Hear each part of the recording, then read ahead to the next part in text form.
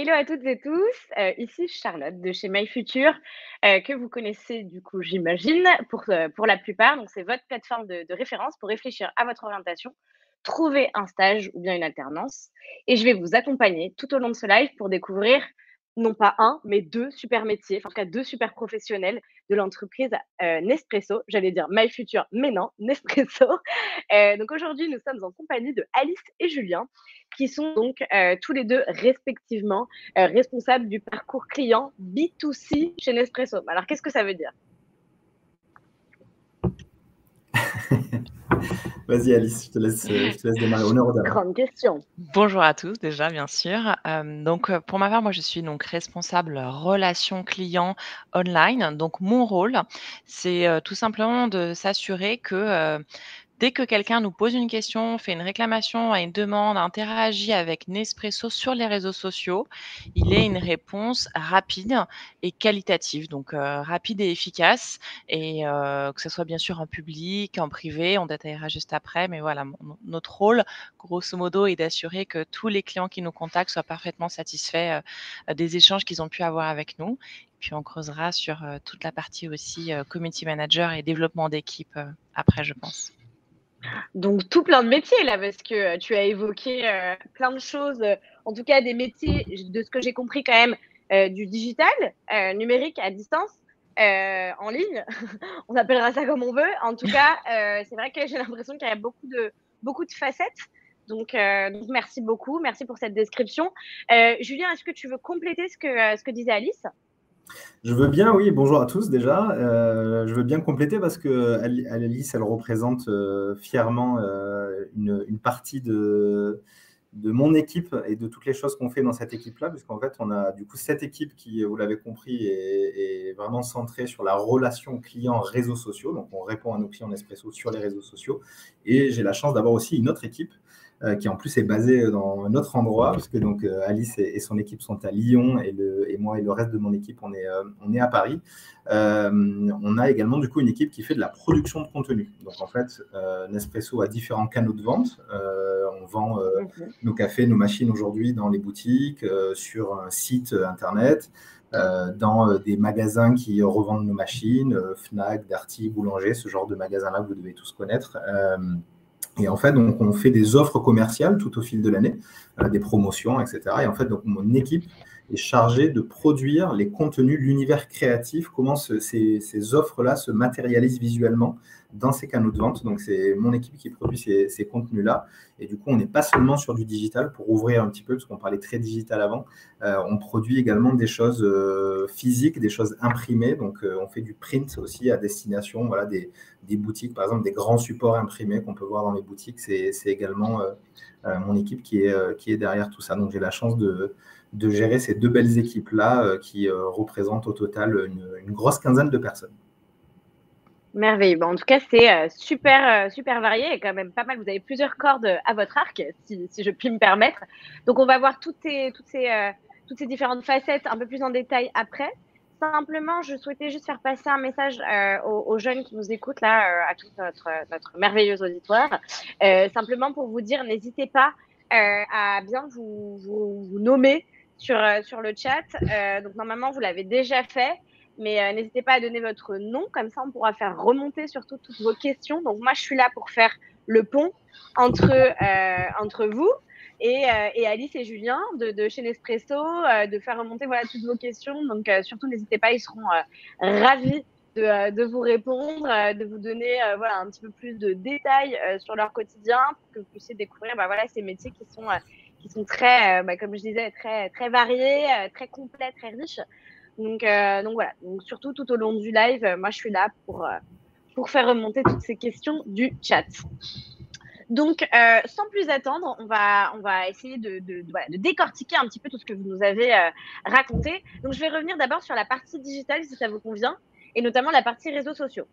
Donc, Alice, tu disais que tu répondais, en tout cas, du moins ton équipe répondait notamment aux commentaires, aux messages sur les comptes réseaux sociaux. Donc, aujourd'hui, chez Nespresso, enfin, vous êtes, j'imagine, sur tous les réseaux, mais quel est votre réseau un petit peu de prédilection? Là, je vois Instagram, et voilà, Mmh. donne-moi un petit peu de matière sur les différents réseaux sociaux qui sont utilisés chez Nespresso. Oui, là, tu vois, j'ai mis la dernière publication, sur notre dernier café, d'automne et avec un extrait sur des commentaires, donc publics. Notre rôle, bien sûr, c'est d'interagir, avec nos clients ou pas que nos clients, ça peut être juste des personnes qui ont vu la publication et qui ont envie de commenter. Instagram, c'est le réseau, alors, je vais pas faire l'affront d'expliquer à notre auditoire ce qu'est Instagram, mais c'est vraiment très, lifestyle, très visuel. C'est là où on va mettre en avant, les photos de la marque, les nouveautés, produits, des nouvelles machines, les nouveaux cafés, notre univers et aussi, des messages, forts aussi sur nos engagements RSE parce que c'est quelque chose qui est extrêmement important pour nous et donc forcément dès qu'on Pause. a une publication, on nous répond. Excuse-moi. Oui, pardon, je t'ai quand même coupé, mais parce que Mmh. pause, parce que là, on est en train de rentrer dans un niveau de détail qui est intéressant, mais qui est peut-être pas hyper clair pour toutes les personnes qui nous écoutent. Quand tu parles d'engagement de RSE, qu'est-ce que tu entends par là? Alors, Qu'est-ce la que ça la signifie? RSE, c'est la responsabilité sociétale des entreprises. C'est vraiment tous les engagements, que va prendre l'entreprise par rapport, on va dire, à l'écologie, aux engagements, sociaux par rapport aux collaborateurs, internes, externes, les partenariats qu'on peut faire en faveur de l'inclusion, enfin, l'insertion des personnes en situation de handicap. Donc, nous, on va beaucoup parler, bien sûr, de notre, tout ce qu'on fait, tous nos engagements, tout ce qu'on dit qu'on fait, tout ce qu'on fait par rapport à l'écologie, par exemple. OK. Très bien, on va revenir là-dessus, après j'ai pas mal de questions, notamment sur l'impact, Mmh. environnemental, de Nespresso, parce que c'est vrai que c'est des questions qui ont été vues pas mal dans la presse et cetera, donc Mmh. on va en Et reparler. pour compléter Dis-moi. ma réponse, je te parlais d'Instagram, il y a aussi bien sûr Facebook, hein, qui reste, Mmh. un réseau social, sur lequel on nous contacte beaucoup sur, des demandes, type, voilà, j'ai une question sur ma commande, j'ai une question sur tel produit, c'est passé ça. C'est vraiment un réseau social où les gens vont nous contacter sur Messenger notamment, pour, rentrer en interaction avec nous, hein. C'est, un canal, relation client et Instagram, ce sera vraiment un canal, de communication, au global et bien sûr, on est Mmh. présent sur les autres, réseaux sociaux, mais c'est les 2 qui se détachent, hein. OK. Si je résume, enfin, vous allez me dire si je me trompe, tous les 2, mais si je résume, vous, de toute façon, vous n'intervenez pas, pardon, sur la partie création des posts, et cetera. Vous pouvez peut-être conseiller les équipes qui sont opérationnelles, qui vont effectivement rédiger les posts et les créas, enfin et faire les créas. Cependant, vous allez donc répondre aux commentaires et en fait faire que ce post qui est créé vive, en fait, ne se suffisent pas à lui-même et permettre un peu d'engagement, d'interaction vis-à-vis de la communauté qui est présente sur Instagram et sur Facebook et d'autres réseaux, c'est ça? Oui, c'est ça. On a des équipes plutôt tournées vers la communication. Donc, c'est vraiment les équipes qui définissent la stratégie de communication de Nespresso, la manière dont on s'adresse à nos clients, quelles sont les publications, du coup, au final, qu'on va faire sur les réseaux sociaux, quelle est la stratégie de médiatisation derrière aussi pour amplifier un peu la visibilité de ces publications-là, puisqu'il y a aussi cette logique-là derrière. Et nous, on a vraiment une équipe qui a plus une couleur relation client. Donc, c'est vraiment nos métiers de Mmh. départ. On est basé, enfin, l'équipe est dans les mêmes bureaux que la direction de la relation client, donc au contact aussi des équipes qui répondent au téléphone, qui répondent aux emails, qui répondent au chat, etc. Et donc, nous, on a cette spécificité d'intervenir sur des canaux du coup, réseaux sociaux qui sont bien plus que des canaux de relation client, parce qu'évidemment, il se passe plein de choses sur les réseaux sociaux. C'est vraiment avant tout des canaux de communication, mais c'est des canaux aussi sur lesquels on maîtrise la réputation de la marque, on fait attention à l'image de la marque aussi. Donc, c'est des canaux sur lesquels on peut être amené à gérer des situations à risque pour l'image de Nespresso, etc. Donc, on a aussi cette casquette-là de veiller, d'une part de répondre à nos clients, mais également de veiller à la bonne réputation en ligne de Nespresso, on va dire, parce qu'on est vraiment sur des canaux où une partie des échanges se fait en public, donc c'est super important pour la marque. Oui, c'est ça et peut-être, dites-moi aussi, si je me trompe là-dessus, je me rends pas forcément compte, mais j'imagine que votre métier, il y a 10 ou 15 ans ou 20 ans, était très différent. Puisque aujourd'hui l'usage, qu'on fait des réseaux sociaux, les usages se sont un petit peu, transformés. Avant, c'est vrai qu'on interagissait, en tout cas, moi je me rappelle, hein, quand Facebook est né, je sais plus quel âge j'avais, mais j'étais ado. Très clairement, c'était pour interagir avec nos amis, quoi. Après, les marques ont pris leur place sur les réseaux pour justement permettre une interaction et voilà, et un échange direct avec leurs clients, partenaires, consommateurs, on appellera ça comme on veut. Mais du coup, vos métiers n'étaient pas du tout les mêmes il y a quelques années. Oui, complètement. Moi, ça fait un petit moment personnellement que je suis dans cet univers des réseaux sociaux. Ça fait plus d'une dizaine d'années. Donc, j'ai vécu cette période où c'était quelque chose de complètement nouveau, où en fait, tout ce qui pouvait exister aujourd'hui en termes de formation, de cursus scolaire, etc., n'existait pas du tout. Aujourd'hui, vraiment, voilà, les écoles, tout le monde de l'éducation s'est adapté à ces nouveaux métiers, ces nouveaux enjeux, etc. Donc, il y a vraiment des vraies voies à suivre maintenant quand on est intéressé par ça et qu'on veut aller là-dedans. Mais à l'époque, ça n'existait pas du tout. Facebook, je crois, vraiment l'arrivée en France, c'est autour de 2013. Donc, c'était effectivement il y a une dizaine d'années.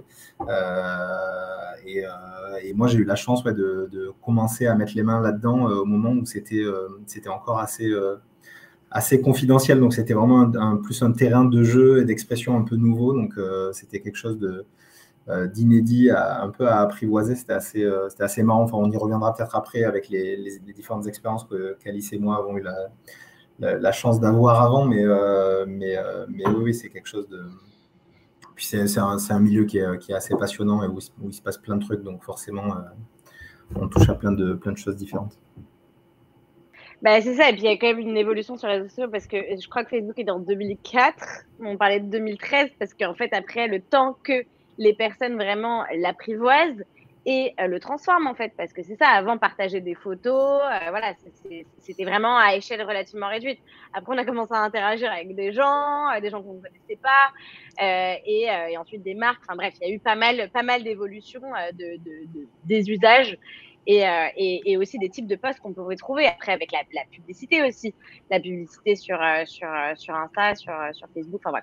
On va reparler de tout ça. Cependant, avant, j'avais juste une question pour compléter la partie réseaux sociaux.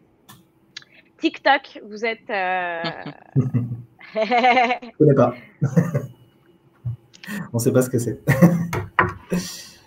Non, ouais, bah, vas-y Alice, toi qui es une grande TikTokeuse. C'est pour ça que je rigole, c'est que moi j'ai découvert TikTok un peu tard. Bon voilà, pour plein de raisons, j'aime notre audience.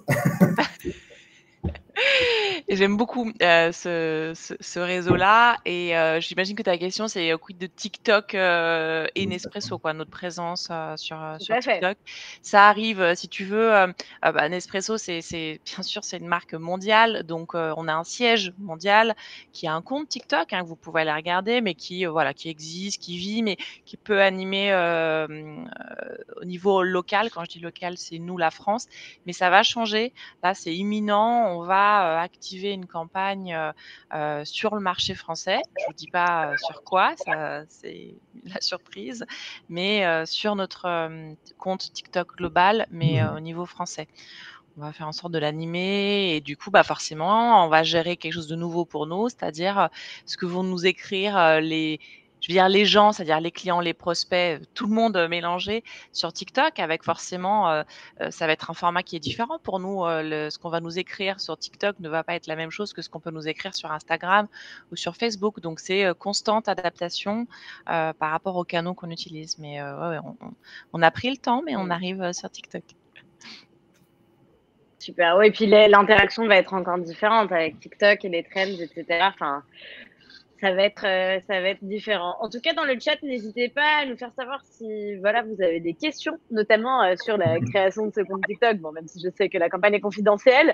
En tout cas, voilà, si ça vous interpelle, ça vous intéresse. J'ai juste un mini commentaire qui n'a rien à voir avec l'aspect, disons, concret de votre quotidien. Ce pumpkin spice latte a l'air merveilleux. Voilà. C'était juste un commentaire. Depuis tout à l'heure, il me fait de l'œil. Bon, je bois actuellement un café Nespresso, mais très simple. Là, c'est vrai qu'un petit pumpkin la recette là qui est mise en avant, elle sublime pas mal le café à la base. Hein. C'est vraiment pour les gourmands, mais c'est à tester. Ouais, surtout pour la période là d'automne. Les petites soirées cocooning, ça donne envie. Merveilleux. En tout cas, merci beaucoup pour toutes ces réponses. C'est très clair.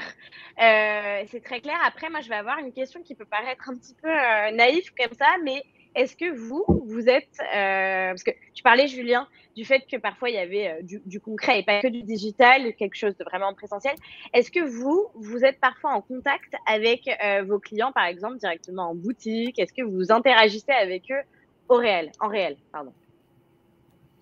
Bah alors déjà, on est au contact de nos clients tous les jours par les canaux digitaux qui, même s'ils sont dématérialisés, sont très très concrets. On peut vous dire qu'on traite des problématiques clients chaque jour qui sont extrêmement concrètes, puisque voilà, les clients viennent nous chercher pour plein de raisons différentes. Hein. Ça peut être quelque chose d'assez simple comme j'aimerais savoir où en est ma livraison, où en est mon colis, etc.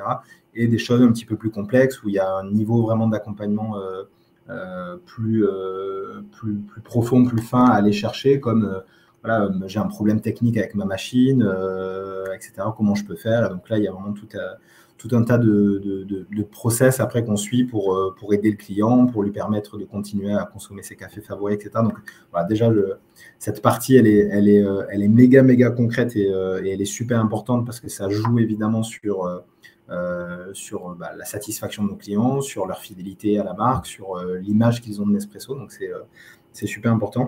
Et après, on est une marque qui a toujours été tournée vers le client, en fait. C'est-à-dire que dès le départ, Nespresso, alors il faut savoir, hein, c'est Nespresso, la création de la marque, c'est 86. Donc, c'est une marque qui est aussi vieille que moi. La création du site internet pour vendre nos produits, c'était seulement 10 ans après, en 96. Et la première boutique, c'est 4 ans plus tard encore, en 2000. La première boutique à l'échelle globale, qui du coup avait été créée en Suisse, j'imagine. Puisque Nespresso est une marque suisse, rappelons-le. Donc voilà, tout ça pour dire qu'en fait, dès le départ, Nespresso est vraiment une marque qui a noué des relations à distance avec ses clients. En fait. C'est-à-dire que chez nous, le canal historique, par exemple, c'est le téléphone. C'est-à-dire que dès le départ, on a vraiment commencé à prendre des commandes par téléphone. Le site internet, comme je le disais, est arrivé bien plus tard. Pour autant, aujourd'hui, on a 50 boutiques en France. On a à peu près 800 collaborateurs qui sont au contact vraiment direct de nos clients, pour le coup, en face à face. Et c'est super important pour les équipes qui n'ont pas ce contact direct avec les clients physiques, en tout cas j'entends. C'est important pour ces collaborateurs-là qu'ils puissent de temps en temps aller vraiment dans les boutiques, vivre l'expérience de nos collaborateurs des boutiques, voir nos clients expérimenter les produits, tester, goûter, écouter les questions aussi, etc. Et c'est pour ça qu'on fait régulièrement des opérations. Et on en a une là qui arrive à la fin de l'année au moment des fêtes, etc. On fait régulièrement des opérations pour que les gens puissent s'inscrire. En fait, n'importe qui chez Nespresso peut s'inscrire pour aller passer une demi-journée, une journée en boutique au contact de l'équipe d'une boutique Nespresso et vraiment toute la journée, être au contact des clients, partager un petit peu le métier d'un spécialiste café. C'est comme ça qu'on appelle nos vendeurs chez Nespresso. Donc, c'est quelque chose de super important pour nous et on essaie de faire ça le plus régulièrement possible. Ok, super, pas mal d'informations. Et du coup, tu disais, donc avant qu'il y ait le site, avant qu'il y ait la première boutique, si les commandes étaient passées par téléphone, et du coup, votre métier, en fait, existait déjà, très clairement, mais par téléphone, comme t'expliquais, je sais pas, une panne sur une machine, etc., il faudrait pouvoir conseiller le client. Comment est-ce que la communication se faisait, en fait? Enfin, comment est-ce que les gens connaissaient Nespresso? Par quel canal? Au tout début, Nespresso, c'était dans un autre monde dans lequel les réseaux sociaux n'existaient pas. Donc, il y a eu aussi beaucoup d'échanges par courrier aussi à l'époque. Et on en a encore un petit peu aujourd'hui, un tout petit peu. Mais Alice, je te laisse peut-être compléter. Toi qui, en plus, a une grande expérience côté direction de la relation client, tu as vécu pas mal de choses. Oui, moi, je viens du monde du téléphone. Hein, justement, ça fait une dizaine d'années que je suis chez Nespresso. Et donc, j'ai connu la communication qu'on avait avec nos clients avant l'essor des réseaux sociaux. Donc oui, le canal téléphone était plus important. Julien a dit, il y avait les courriers. On envoyait des belles brochures à nos clients. Ils adoraient ça. Il y avait bien sûr nos campagnes télé. Alors, il y en a encore, ça revient, ça dépend des périodes, mais c'est sûr qu'on a été connus beaucoup avec les campagnes qu'on a pu faire, notamment avec Georges Clooney. Mais le téléphone, alors il sera toujours là. parce que on a toujours une part de nos clients pour plein de raisons. Ça peut être des clients professionnels, ça peut être des personnes qui n'aiment pas les contenus digitaux ou même qui ont envie de changer parce qu'aujourd'hui, ce qu'on constate, c'est ce qu'on appelle l'omnicanalité, c'est-à-dire que on a une part importante de nos clients qui aiment varier les points de contact. Ils vont aller en boutique, ils vont nous appeler, ils vont nous contacter sur les réseaux sociaux pour avoir une info, puis ils vont aller vérifier en boutique ce café, par exemple, pour le voir en vrai. Voilà, et ça, c'est quelque chose qui est important. D'ailleurs, notre département à nous, à la base, s'appelle Omnicanal parce que c'est quelque chose sur lequel qui est important pour nous. C'est-à-dire qu'on ne travaille jamais nous seuls dans notre coin, on pense toujours aux autres points de contact du client. Mais voilà, c'est sûr qu'aujourd'hui, il y a moins de téléphones, mais il sera toujours là. Et la part des réseaux sociaux en contact, ça veut dire en nombre de clients qui nous contactent, elle est plus faible que les autres points de contact, mais elle pèse très lourd en termes d'impact parce que forcément on sait tous comment les choses peuvent s'emballer sur un contact public. Donc c'est pour ça qu'on y apporte un soin très particulier. Ok, ça marche. Très clair. Je vais avoir 2 questions et ensuite, il va falloir qu'on enchaîne sur la suite, notamment sur votre parcours, parce que j'imagine que ça intéresse tout le monde, parce que voilà, de savoir comment vous en êtes arrivé là. Simplement, 2 petites questions rapides. La première étant sur toute la partie service après-vente. Est-ce que le service après-vente fait partie de votre équipe ou c'est un service à part? Par exemple, moi, là, j'ai un problème, en plus c'est le cas, avec ma machine qui fuit un petit peu. Comment je fais? Quand je contacte le service après-vente, c'est vous, c'est un autre service? C'est une très bonne question. Le service après-vente, c'est presque tous les collaborateurs de relations clients que tu pourras avoir en contact chez Nespresso. Tu peux aller en boutique, ils sont tout à fait à même de s'occuper du SAV de ta machine. Tu appelles au téléphone, je rentre pas dans les détails techniques, mais tu vas être mise en relation avec un expert qui va pouvoir en ligne t'aider à faire le diagnostic, savoir ce qui se passe. Et si jamais il s'avère qu'il y a réellement un dysfonctionnement, on a tout un service où on va chez toi, on prend ta machine, on t'en prête une autre le temps d'eux pour que tu aies toujours une machine pour boire ton café préféré et on va te la réapporter chez toi quand elle sera réparée. Et sur les réseaux, c'est pareil. Tu vas pouvoir écrire en public, en privé, ce qui se passe avec ta machine et nous, on va prendre le relais, soit en privé parce que c'est quand même plus facile d'échanger en privé. On a plus de caractères, par exemple sur Twitter. Et puis, on peut donner des informations aussi personnelles. Tu vas pas donner en public ton numéro de téléphone pour qu'on t'appelle ou ton numéro de client. Donc ça, on le fait en privé. Et ce qu'on fait, c'est un bon exemple, le dysfonctionnement machine. C'est donc un problème technique, c'est qu'on va souvent assez vite appeler. Même si on a une prise de contact sur les réseaux sociaux, on sait qu'il faut se parler au téléphone en fait, c'est quand même plus facile. Donc si tu es disponible et si tu es OK, on va te proposer de t'appeler et on finira tout ça ensemble au téléphone. Bien sûr. OK, très clair. Et en fait, je vais garder ma question pour la suite parce que je pense que vous allez pouvoir y répondre après. Alors, on va juste avancer sur la présentation que vous avez mis donc par rapport à votre métier, un extincteur. Puis-je savoir pourquoi? C'est le côté crise, j'apprends rien à personne de se dire que, bien sûr, sur, des supports aussi exposés publiquement que les réseaux sociaux, notamment Twitter, qui est, le plus réactif de tous, un sujet peut très vite s'enflammer, peut très vite prendre de l'ampleur.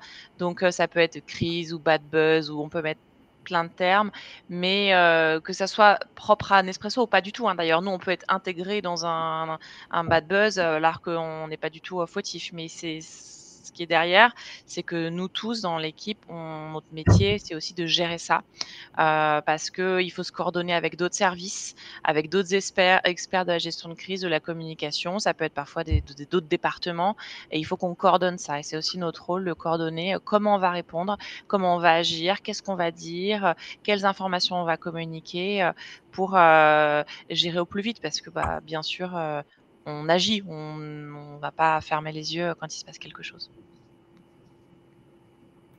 Très bien, oui, c'est ça, parce qu'il faut être réactif. Est-ce que du coup, vous allez conseiller peut-être les équipes communication pour gérer cette crise ou c'est les équipes communication qui s'en chargent ou bien c'est vous? Comment ça se passe? Quels sont vos liens? Par exemple, si voilà, il y a un bad buzz, comme tu disais, demain sur, je sais pas, une de vos pubs, par exemple. C'est vraiment de la coordination. Enfin, je pense que c'est le maître Mm. mot, c'est-à-dire que on a des personnes qui sont responsables relations publiques. On va travailler main dans la main. Cette personne va donner son expertise sur le sujet. Nous, on va donner notre expertise parce qu'elle est très précise sur les réseaux sociaux, parce que on va pas répondre de la même manière sur des réseaux sociaux que sur les autres canaux. Donc, c'est vraiment main dans la main. On se réunit très vite, on en parle, on discute. Et la clé, c'est de pas faire des choses de manière isolée dans son coin, en fait. Et parfois prendre aussi quelques sûr. minutes, pas se précipiter pour justement se concerter et aligner pour que tout ce qu'on fait sur, par exemple, si une crise est au-delà des réseaux sociaux, il faut qu'on fasse la même chose, qu'on soit cohérent sur toutes nos prises de parole aussi. Donc, je dirais que c'est vraiment coordonné. Alors, Julien, tu en as vécu des crises, je ne sais pas si tu veux compléter, mais Non, mais Oui. c'est ça, hein, ça va, enfin, c'est quelque chose d'assez cadré chez nous, donc ça va vraiment dépendre de la nature de la crise, de son importance, des raisons, etc. Et derrière, ça va appeler différentes manières de le traiter, en fait. Est-ce que tu aurais un exemple, par exemple? Un exemple, par exemple, pardon, c'était un peu lourd. Aurais-tu un exemple, s'il te plaît? Par exemple, enfin, le genre de petit incident qu'on peut avoir à gérer, c'est pas forcément des grandes crises, mais des petits incidents. Ça peut être tout simplement un petit insecte qui est retrouvé un petit gâteau, parce qu'on vend aussi des petits gâteaux pour accompagner les cafés, etc. Voilà, un insecte retrouvé dans un paquet, la personne peut être amenée à penser que l'insecte était là dès le départ, etc. Donc là, dans ces cas-là, il faut expliquer que les gâteaux sont scellés, etc. Que c'est voilà, des petits insectes qu'on retrouve plutôt dans nos placards, etc., qui sont attirés par des trucs genre de la farine, du sucre, etc., et qui après derrière viennent s'insérer dans les emballages, etc.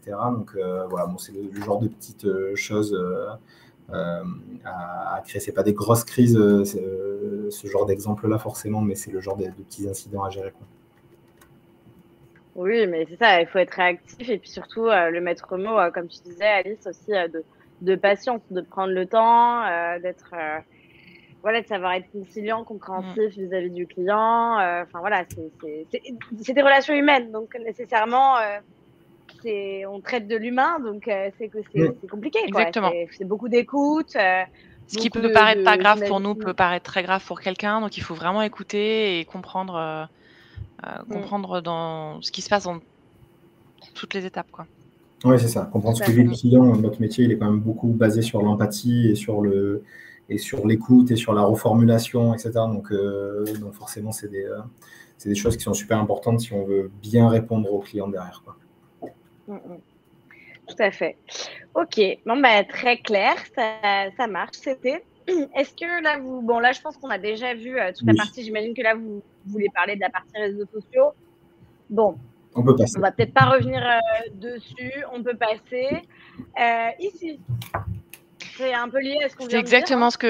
exactement ce que tu disais. C'est quoi qu'on fasse, c'est toujours le client au centre de toutes nos actions. En fait, à chaque fois qu'on met en place quelque chose, on se dit est-ce que c'est vraiment dans l'intérêt du client? Qu'est-ce que le client va y gagner?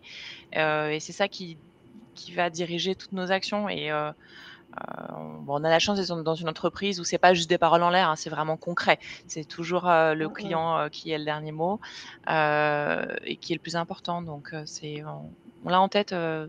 C'est pas besoin de faire d'efforts pour se le dire, quoi, on le sait tous. Et tous, c'est-à-dire que c'est important. Même des gens dans les équipes avec qui on travaille qui ne sont pas du tout au contact avec des clients. Parce que moi, Ouais. mes équipes sont en contact avec des clients, mais il y a des personnes qui sont, on va dire, qui gèrent des projets, qui ne vont pas appeler des clients, qui ne vont pas écrire à des clients et qui ont ça en tête.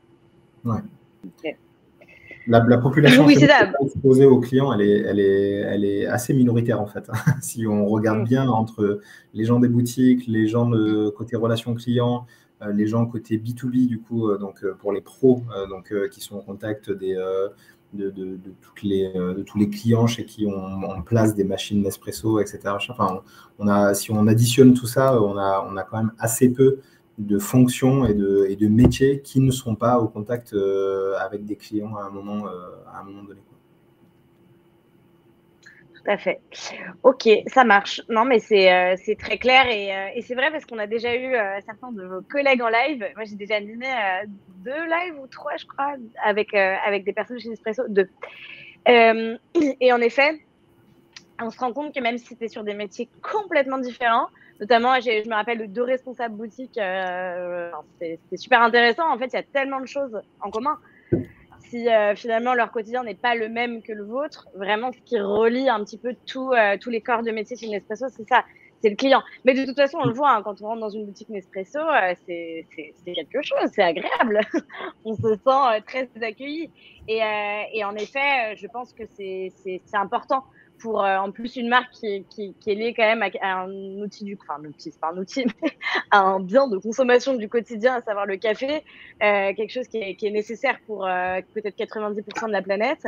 Voilà, on se rend compte que c'est un côté assez chaleureux, qui est agréable et qui est réel, quoi. Donc, j'imagine que c'est ce que vous devez apprendre quand vous arrivez. Est-ce qu'il y a d'ailleurs peut-être une formation là-dessus, une petite école Nespresso sur la gestion de la relation avec les clients? Alors oui, c'est une de nos particularités, c'est justement, c'est très bien qu'on en parle d'ailleurs, c'est une particularité qu'on a, toutes les nouvelles personnes qui arrivent chez Nespresso sont invitées à s'inscrire à une sorte de séminaire d'intégration en fait, donc qui dure en fonction des personnes, des métiers, des disponibilités entre 3 et 5 jours. Et c'est vraiment une période de temps. Alors déjà, on encourage les collaborateurs à le faire le plus vite possible après leur arrivée, parce que vraiment, ce qui est proposé, c'est une immersion dans la marque, une immersion dans la manière dont on travaille, la manière dont on voit le café. Voilà, on parlait de RSE tout à l'heure, tous nos engagements en faveur du climat, des hommes, des caféiculteurs, tout l'accompagnement qu'on leur propose dans les fermes de café, tout ce qu'on fait pour en faveur de la neutralité carbone, etc. Donc toutes ces choses-là, vraiment, donc ça et la dimension client aussi qui est ultra importante. Tout ça, en fait, c'est vraiment la personne qui arrive chez Nespresso est nourrie par ça très très rapidement à travers une formation qui est ultra bien faite et qui est vraiment très immersive et qui embarque vachement bien dans tout ce qu'est Nespresso, quoi. Donc on a concentré des valeurs de la marque et de ce que la marque fait de très bien pendant 3 à 5 jours et c'est vraiment top. Enfin, tous les retours que j'ai moi de personnes arrivées récemment dans mes équipes et qui font ce truc-là sont ultra positifs, quoi. Super, non, c'est intéressant et ça fait du bien à entendre. Juste petite question justement par rapport à la RSE, tu parlais de ça. Il y a eu souvent quand même, je disais tout à l'heure, hein, je l'avais rapidement évoqué dans la presse, etc. Le fait que voilà les capsules seraient pas forcément très écologiques parce que c'est de l'aluminium, etc. Quelle est votre prise de position là-dessus? Et vous, à titre personnel, comment est-ce que voilà, vous percevez cet impact?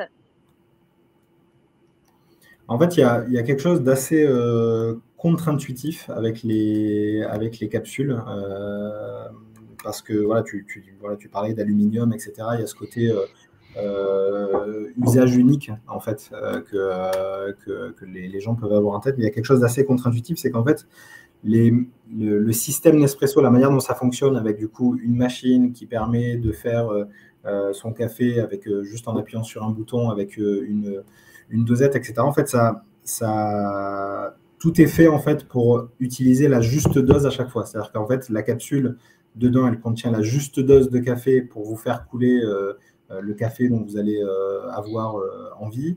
Il y a la juste dose d'eau qui va être utilisée et la juste dose, entre guillemets, d'électricité, avec en plus des machines qui s'éteignent automatiquement, si vous ne le faites pas vous-même, qui s'éteignent après quelques minutes d'inactivité. Donc, en fait, on a des études, on a ce qu'on appelle des analyses de cycle de vie. Alors, c'est quelque chose d'assez technique dans lequel voilà, je ne rentrerai pas dans le micro-détail de l'étude, mais c'est mené par des cabinets complètement indépendants, évidemment.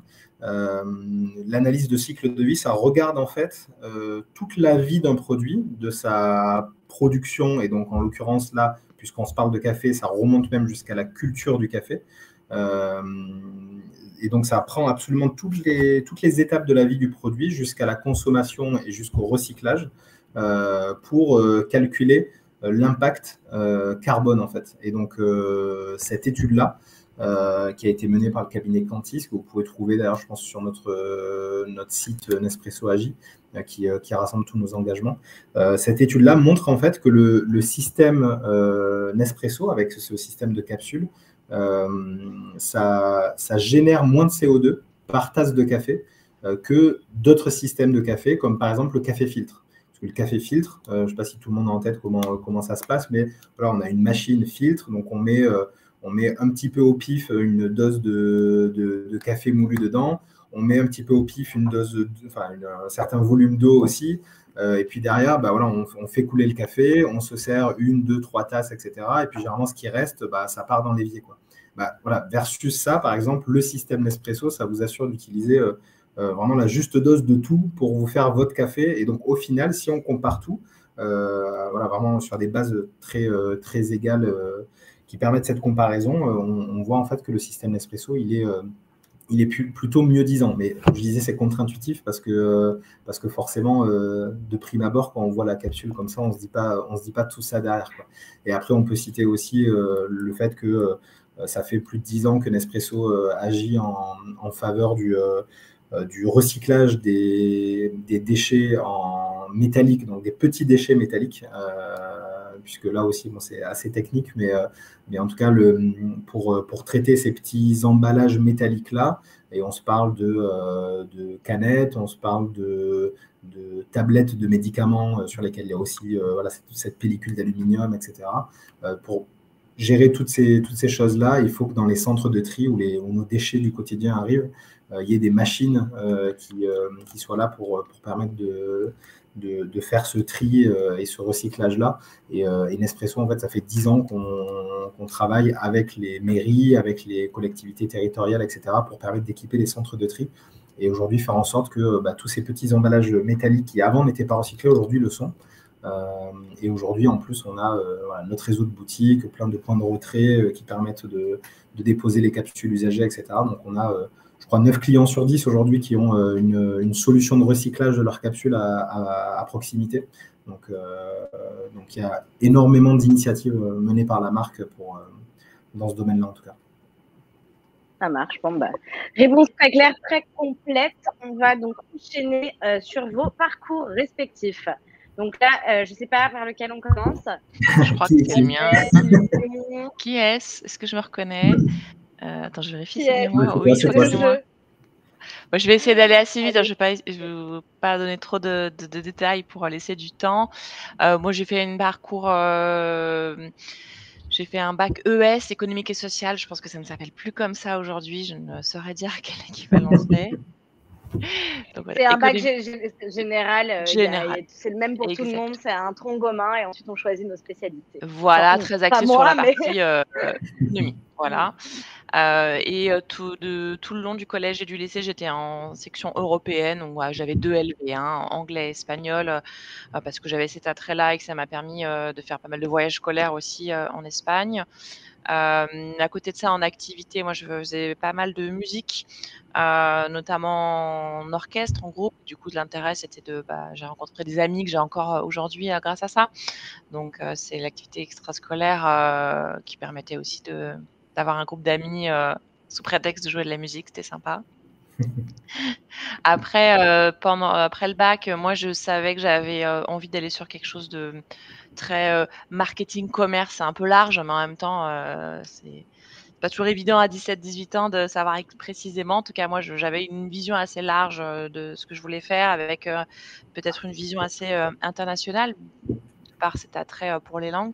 Donc, j'ai fait une école de commerce en 5 ans post-bac parce que j'avais pas envie de faire une prépa. Je me sentais pas de faire une prépa pendant 2 ans. Donc, j'ai fait une école post-bac sur concours avec une spécialisation. Chacun choisit une option, une spécialisation. Moi, j'étais sur la marketing-vente parce que c'était cohérent avec ce que j'avais envie de faire.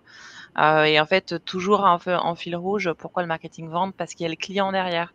Moi, j'ai toujours eu vraiment cet attrait, presque une passion pour le client, de quoi il a envie, qu'est-ce qui l'intéresse, comment lui parler, quoi. Donc voilà, commerce international, j'en ai parlé. Comme beaucoup de parcours, alors maintenant, il y a l'alternance. À mon époque, ça se faisait beaucoup moins, mais je pense que vous êtes déjà beaucoup plus familier que nous sur le fait qu'il faut être en entreprise pour apprendre. Donc j'ai pu avoir la chance de faire des stages de vente. J'ai fait des petits jobs d'été d'hôtesse d'accueil. J'ai fait des stages aussi à l'étranger. J'ai pu faire 3 mois en assistante commerciale à Barcelone. J'ai fait mon semestre à Montréal. Bon, tout le monde parlait anglais, hein, moi, c'était francophone, mais le but était d'améliorer l'anglais. Et c'est extrêmement enrichissant pour comprendre d'autres fonctionnements, travailler son autonomie parce qu'on est tout seul, on se débrouille, ça fait grandir un peu d'un coup. Et puis j'ai fait à la fin de mes études, ce qu'on appelle le stage de fin d'études, 1 an de stage en assistante chef de produit, chez Mars. Je vous connaissez la barre Mars, donc c'est cette entreprise-là, chez qui j'étais pendant 1 an. Et même si le stage était très intéressant, sortie de stage, l'importance de trouver un travail assez rapidement. Moi, je suis revenue sur Lyon parce que j'étais à Orléans et donc je suis revenue sur Lyon et je suis rentrée chez Nespresso. Au début, vraiment avec l'idée de pas y rester parce que c'était pour être, tu disais tout à l'heure, spécialiste café, Julien, donc téléconseillère en fait. Mais voilà, c'était clairement un job alimentaire, hein, parce que voilà, sortie d'études, il fallait faire la jonction et puis en fait, j'ai eu l'opportunité, d'accéder à des postes en interne parce que c'est aussi la richesse de Nespresso, c'est que, tu peux changer de job assez régulièrement et donc moi, je suis rentrée, téléconseillère et j'ai postulé en interne pour être sur un autre travail qui était différent, toujours, lié au client, mais qui était ce qu'on appelle, de la qualité, donc qualité de la relation client. Donc j'ai fait ça pendant 7 ans avec différents postes. J'ai rechangé pour faire du management parce que j'avais envie d'encadrer des équipes, de faire du management, de me confronter à ce nouveau métier et encore une fois, j'ai profité d'une réorganisation pour, postuler et donc j'ai été, recrutée en tant que management, sur ce qu'on appelle du back office. En gros, c'est, gérer des activités où, les, téléconseillers sont pas forcément, au téléphone toute la journée avec les clients, mais vont gérer tout ce qui peut se passer d'autre par rapport aux commandes de café. Et enfin, grâce à également un autre changement organisationnel, j'ai postulé pour intégrer, l'équipe de Julien, puisque c'était une équipe qui a été créée, spécialement sur les réseaux sociaux en février 2021 et donc j'ai eu le plaisir de rejoindre l'aventure, il y a plus d'1 an et demi, et j'en suis ravie. Merveilleux. Écoute Alice, c'est un beau parcours très intéressant avec, voilà un message que je souhaite faire passer et que tu as aussi fait passer, mais voilà que aussi, les expériences, professionnelles, avant de faire, le métier qu'on va faire. De toute façon, notre métier peut changer, hein, qui sait dans 10 ans tu feras peut-être autre chose. En tout cas, ce que je veux dire, c'est que les expériences de stage ou alternance et cetera, pendant vos études vont vous permettre de découvrir plein de métiers et du coup peut-être mieux vous positionner. En tout cas, faire des choix, parce que même si ça vous plaît pas, c'est déjà un choix un choix en soi. Donc voilà, c'est important de voir le monde de l'entreprise avant de forcément finir ses études et de vouloir trouver un travail qu'on fera pendant a priori quelques années. C'est intéressant de pouvoir tester ces métiers avant de faire ses choix. Ensuite, à toi Julien, explique-nous un petit peu ton parcours, parce qu'il nous reste très peu de temps. Ouais. Donc je t'en prie. Non, mais déjà, je me disais en écoutant Alice parcourir, retracer son parcours, je comprends mieux pourquoi on a autant de facilité à bosser ensemble et qu'on s'apprécie. C'est qu'on a beaucoup de similarités en fait et beaucoup de choses en commun. Ceci explique cela. Non, mais oui, effectivement, on va retrouver dans mon parcours des choses que Alice a évoquées aussi. Alors moi, clairement, les études, c'était pas trop mon truc. Donc, j'ai fait un bac qui là aussi n'existe plus. Enfin, je crois que là, on a mis le nouveau nom, STMG, je crois que c'est le nouveau nom. Mais il n'avait pas du tout ce nom-là à l'époque. Mais par contre, tout comme Alice, j'avais un vrai intérêt pour les langues. Donc voilà, et insufflé aussi par des profs super inspirants que j'ai eu la chance d'avoir, notamment au lycée, italien et anglais, qui savaient vraiment embarquer voilà, qui savait raconter des histoires, qui savait embarquer dans l'importance des langues et dans l'ouverture sur le monde que ça peut apporter. Donc moi, j'ai vraiment eu la chance d'avoir des super profs de langue et qui m'ont donné ce goût-là. Donc pas très focus études, aussi parce que j'avais quelques trucs à côté qui faisait que j'étais un petit peu distrait, et notamment un gros attrait pour les jeux vidéo. Donc j'ai eu notamment toute une grande période, alors plutôt vraiment lycée, hein, pour le coup, vers voilà, première, terminale, etc., où j'étais très alors à l'époque, voilà, il y a eu Counter-Strike, et puis après c'était plutôt World of Warcraft, donc des jeux de rôle. Du coup, bah voilà, sans surprise, ça a aussi eu un impact sur la terminale que j'ai malheureusement redoublé. Et puis voilà, dans les faits notables aussi, il y a eu ces 7 ans de théâtre voilà, que j'ai commencé à peu près à la fin primaire, début collège, et que j'ai fait pendant 7 ans. Et c'était là aussi une activité du coup extrascolaire super importante pour se faire des amis, et amis que pour certains j'ai encore aujourd'hui. Donc tout comme Alice, effectivement, importance de venir nourrir aussi son parcours avec d'autres choses au-delà des études, c'est évidemment super important. Après le bac, moi pour le coup, ça, différence avec Alice, j'avais beaucoup moins de certitude sur les voies potentielles dans lesquelles je pouvais m'engager. Donc j'ai je me suis laissé un petit peu porter, et puis je suis allé vers une voie assez logique suite à un bac STMG, qui était du coup un BTS MUC, qui je crois existe encore aujourd'hui pour le coup, et que j'ai fait en alternance du coup, donc pour rejoindre ce que disait Alice là-dessus, et c'était ultra important. Donc c'était de la vente, c'était important parce que ça mettait un pied dans le monde du travail, de l'entreprise, etc., et que ça a appris plein de choses, même si c'était de la vente, même si c'est très éloigné de ce que je fais aujourd'hui, même si c'est pas du tout, pas forcément ce que j'avais rêvé faire au départ, etc., parce que je savais pas trop de quoi je rêvais en fait, au juste. En fait, c'était quand même ultra formateur, et de pouvoir évidemment avoir voilà, la théorie, la pratique, et pouvoir se confronter au monde professionnel. Et puis après, j'ai obtenu ce BTS, et j'ai fait des petits boulots, puisque là encore, je me cherchais beaucoup. Le hasard a fait que j'ai été téléconseiller, donc au final tout se recoupe à la fin. Et puis après, je suis rentré dans ce monde des réseaux sociaux.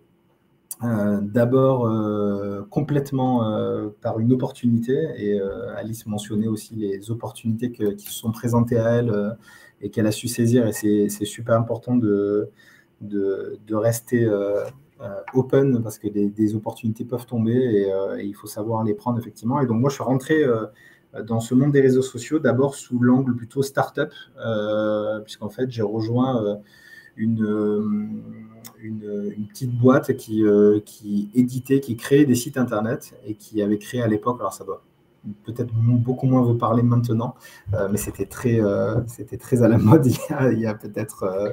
Ah oui, je me rappelle. VDM, voilà, donc toi ça te parle.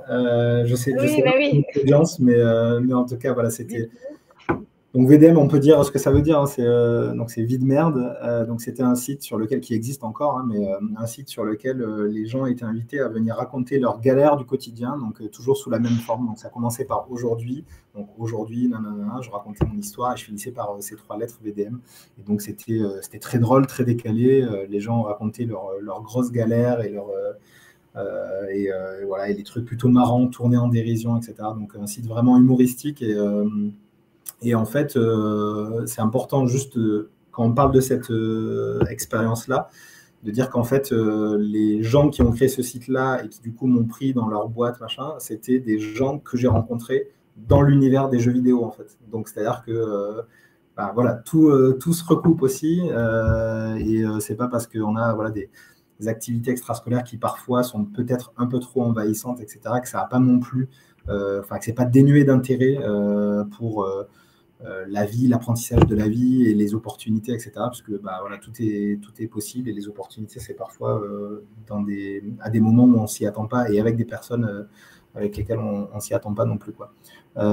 Et puis voilà, donc j'ai fait 6 ans là et ensuite 2 ans en agence de com, agence plutôt voilà, réseaux sociaux. Là, j'ai eu la chance de travailler pour des marques très différentes. Donc, il y avait voilà, de l'automobile, il y avait des produits de grande conso, il y avait de la dermocosmétique, voilà, toutes ces marques-là dans des univers très, très différents, dont on travaillait donc la communication sur les réseaux sociaux. Et puis j'ai participé, côté agence, à un appel d'offres que faisait Nespresso, qu'on a remporté avec l'agence.